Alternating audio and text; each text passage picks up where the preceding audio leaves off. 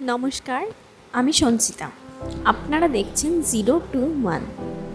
আজকে আমি যে টপিকের ওপর আলোচনা করব সেটা খুবই কমন একটা কথা। সেটা হচ্ছে ঈশ্বর বলে গেছেন, কর্ম করে যাও, ফলের আশা করো না। কথাটা কিন্তু অনেক পাওয়ারফুল একটা কথা, যে তুমি কাজ করো কিন্তু ফলের আশা করো না। কিন্তু আমরা প্রত্যেকেই আগে ফলের আশা করি, তারপর কাজে নামি। তাই সেই কাজটার শেষে ফলটা আমাদের আশানুস্বরূপ না হলে আমরা মনঃক্ষুণ্ণ হই।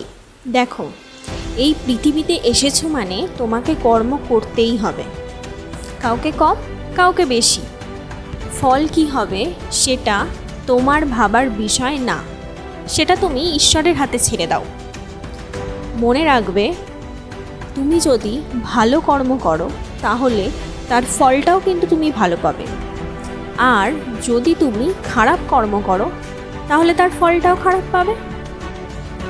যেমন সারা বছর তুমি পড়াশোনা না করে আড্ডা মেরে ঘুরে বেরিয়ে সময় কাটিয়ে দিলে, আর ঈশ্বরের কাছে তুমি পাশ করে যাওয়ার প্রার্থনা করছো, সেখানে কি হবে?